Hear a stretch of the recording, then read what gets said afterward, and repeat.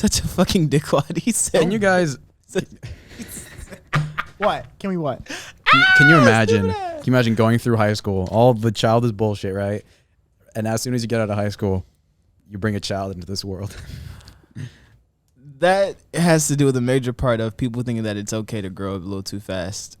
And I think now that we live in such a postmodern age, you see a lot of people referring to you. Postmodern? Damn. Someone's been... Big words. Big boy words. I thank my sociology teacher for that one right there. Thank you, big dog. The pervasiveness of he actually watches and neoliberalism in listens to our... us. Really? Yeah. Awesome. He likes this shit. I appreciate you, Doc. Appreciate you. But real shit. It's like everybody named Mama is now normalizing it to where you come out of high school and it's like, oh no, you should have an apartment. You should have a house right now by now. You should have a kid. You should be ready to settle down. You should be ready to get serious in a relationship, this, that, and there. Fuck that. I think it's totally different. But you really? Literally all I see on my really timeline. Culture. It's really just culture. It is. It is a cultural thing. But not even that. All I see on my timeline now is people getting serious in relationships, you having your second kid, third child. You know what I'm saying? At like 19? 19. You haven't even hit 25 yet, and you're already having kids. You're already trying to, yeah, I see that all the time. Settle down and get serious and stuff like that. You're saying times have changed to where that's expected now more? It is. It's not, now it's almost as if it's a social norm. I feel like it's the opposite. It's I feel less like frowned upon. I would say. Yeah, it is less frowned upon. I don't want to say it's already established as one, but it can be seen as turning into one. I feel like it's the reason I say it's opposite is because our parents' generation 20, 30 years ago, when they were out of high school, they're the ones who, parents were like, okay, you're an adult now, you're done with college, okay, do your thing. Yeah. I feel like now people are graduating college and still living with their parents 2-3 years, and it's no problem. In some ways, you do see that, but I feel like that's way more than it was 20, 30 years ago. My thing is, I had a homeboy hit me up a couple weeks ago. Literally, he texted me. He was like, dang, bro. He was like, I think it's real. I think it's time that I start taking stuff a little seriously. And I'm like, what you talking about, bro? Like, you know what I'm saying? You gonna get a job, bro? What you gonna do? Wait a minute. But it ain't got nothing to do with getting a job. You feel what I'm saying? You can have a job. You can work. You can make money. Mm-hmm. But my thing is, bro, you're in college. Yeah. On a track scholarship. Yeah. They're carrying you right now up in Ohio. Don't let that go. Right. Why would you want to risk that trying to be serious with some type of female? You know what I'm saying? You in college. Enjoy your life. Yeah. Be free. No, enjoy that college every, experience. Dumbass motivational speaker I've ever, ones that came to Wheeler or whatever. Yeah. They always said, chill out and enjoy yourself in your 20s. Like that WWE Every wrestler. single, yes, that guy. Your life doesn't slow down until you're in your 30s. I agree. And I believe, for me, Talk to him. Personal opinion, I don't think you should be held responsible for another person. Talk to him. Especially if you're not able to your blood. You should not bring another kid in this world if you cannot feed yourself. Talk to him. If you do not have enough savings for yourself and your kids for the next 3 months, just in case COVID gets bad and you lose your job. Yeah. Okay, if you don't have your life set out and you don't have your own place furnished. Yeah. You don't have a job that's not hourly. That kid's going to have a horrible childhood. And the thing is, you're doing wrong towards that kid. You're doing more wrong than you are doing right. Yeah. I think me and TJ have a somewhat similar experience in this, but my parents were both extremely young when they had their first kid, and they had 3 more in rapid succession. I was 3 years old, and my mother would have had to have been just turning 30 when my parents got divorced. And a lot of things happened after that, but they had 4 kids while they were both just getting out of college, in college and getting out of college, and then they divorced. And the next 13 years of my life were extremely hard. Raising my mom raised all 4 of us for about 5 years single before she got remarried. Hey, shout out to all the single mothers out there. Appreciate you. They're fire, dude. I'm telling you. You're a hell of a woman. I think I had a good childhood, in my perception of it, but objectively, I think there was definitely a lot of lessons people could have learned. And I mean, it's a completely different culture since, being a member of the Church of Jesus Christ of Latter-day Saints, Amen. In the 90s, early 2000s, it encourages people, especially she went to BYU for college for her first degree. And in that environment, you're encouraged to get married and pretty soon. A lot of people get married while they're still in college. Some people get married their freshman year of college, which I don't look as frowned upon in a place like BYU because one, the entire environment kind of supports that, and two, it's I don't know. I guess it is just like a cultural thing when it comes to them. But I mean, what is another major influence that you could look at and take from? Okay, now you have a lot YouTubers, for example. You see a lot of YouTube couples that have already moved in, already established certain rules, regulations, norms within themselves and within the relationships that they have with each other. Then you have a generation like us. What do we just talked about this last time. We sit and watch YouTube, all day. Not necessarily couple YouTube channels, but we sit and we can sit and watch YouTube and be like, oh snap, I enjoy doing this. But you have an age now of people that also not only is it culture, but you get influenced easy by things that you see and things that you watch constantly. Right. So they constantly going home watching couples on YouTube and they're like, oh snap, this is what I need right here. This is what I need to start planning my life right here. Fuck that shit, bruh.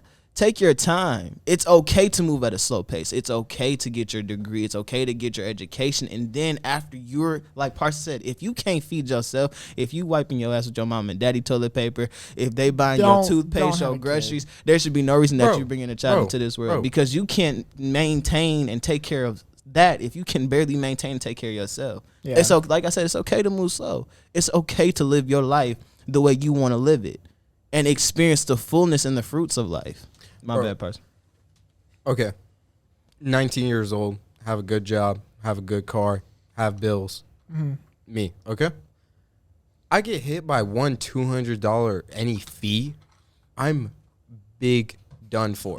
Okay? Yeah. Okay. What makes you think a guy like me is okay?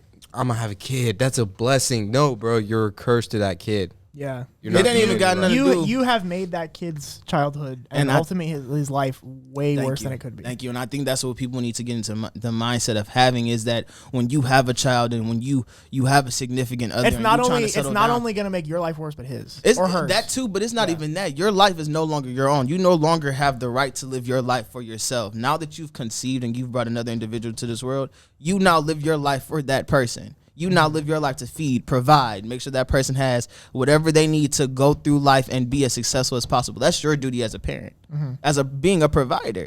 You know what I'm saying? Yeah. So it's like you have to get in the mindset of having, and I mean, this goes to a selective few out there, but you have to get in the mindset of thinking ahead and planning your life out correctly. Don't just jump into the first. Don't put all your peas in one basket. That's what my grandma used to tell me. Don't let all your eggs hatch, in the same chicken coop, boy. Whatever the old heads used to say back in the day. You know what I'm saying? I'm quite sure I'm fucking up the sayings, but still, you know what I'm saying? Yeah. Just pace yourself. Make sure you're providing for you. Time to go back to the graph. Back to the graph. There you Back go. to the graph. Show 'em, Parson. It's the Drawing Parson boards, infographic okay? show. Okay. As a man. Wait. You want to draw one? Oh, no. You are born, okay? You go to school, you graduate. Now, for example, you go to college. Okay, good. 4 years. Boom. 2024. How old am I? I'm 22, 23. Okay. Mm-hmm. 3 more years law school. Okay. How old am I? 27. I'm now just starting to see who my wife is. Who do I want? You need to focus on yourself. You need to structure yourself and make a base for yourself to fall back on. Crazy. So you can have kids and stuff. I just read something not too long ago. Sociology, a book about love and a book about relationships. Since we're on the topic of people moving too fast in life and, trying to hurry up and get settled down, it's a proven fact that love at first sight is not real. Like scientifically? It's not real. That's an irrational way of thinking and going through life. You're no longer thinking from a sociological perspective or thinking rationally about certain things. When you find love in someone and when you find a significant other or a my person, as people would say, that significant other, that my person has traits, characteristics, goals, morals, standards, expectations that match up with yours. You hold that at a standard and at a pedestal. And you have a lot of people that go through high school like, oh my God, I'm about to find my college sweetheart.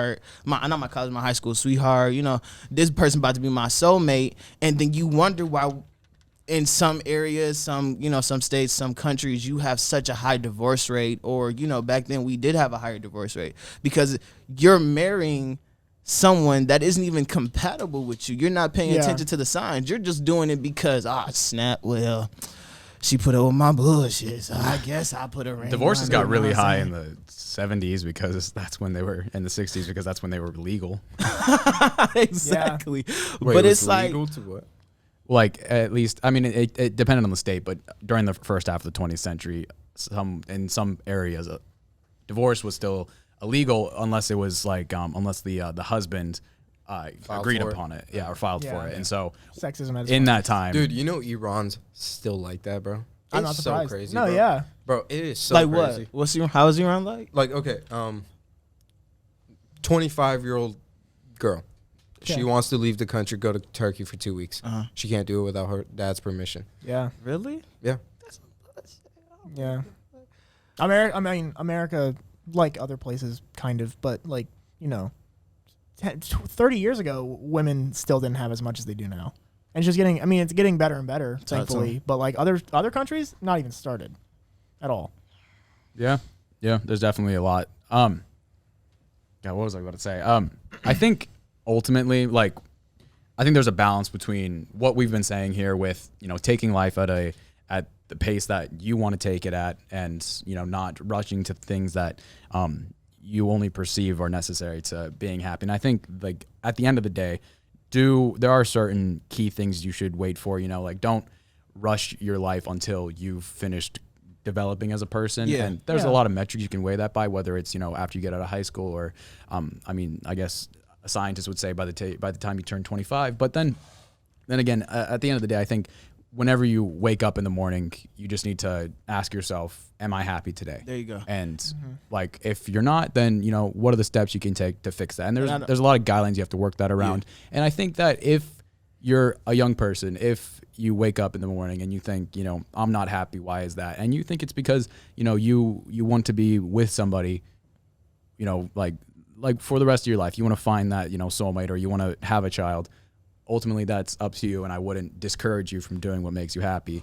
But there are certain metrics you should bind by. Like, if you're 16 years old, then don't be thinking like that. But I'll agree with Adam just to not get attacked, because that's what we got to do to. And live in society. I don't want anybody those that are single mothers and those that do have children. Yeah, I don't want to Of course, discredit. I don't want to discredit you. Yeah. You know what I'm saying? I don't want you to feel bad, but this I want everybody to understand that certain episodes and certain things we talk about, they might not be directed directly towards you. This is for we're those not individuals. saying that if you're our age right now and having kids, you're a bad person. Yeah. You shouldn't. No. This is for people that are having a troubling time in deciding the next steps of their life, and they don't know whether to go ahead and rush into certain things or to take their time. But we're telling you that it's okay to take your time. It's okay to the steps to a productive day is to make a list about everything that you have to get done during the day. I mean, even if you do out of like a life course theory, or you do out a life course plan, plan shit out accordingly. It's no rush. Live life. You know what I'm saying? Tomorrow's not promised. So that's all we saying. No discredit or nothing. Billy Joel in the 1990s came out with a song called Vienna. Oh my God. Which is all about, even in the 1990s, was about young people rushing to forward their lives, when in reality they have so much time that they really don't need to worry about that. And the chorus goes, just as we're ending, the chorus goes, I'm not going to sing it, I'm just going to say it. But Damn it, I thought he was about to give us I'm a not, verse. I'm not going to burst down the song. The mics aren't set up to pick up like vocal notes very Get well. the hell out of here. I've tried it. Really? It doesn't work. Wait. Cap. Sounds like Cap. Adam. I've definitely not come down here and sung to this microphone alone. Just testing settings, boys. Slow Just down. testing settings. Yeah, I just want to check the parameters. So what's the chorus, Adam? It says, it basically just goes, slow down, you crazy child. Take the phone off the hook and disappear for a while. It's all right. You can afford to lose a day or two. When will you realize Vienna waits for you? And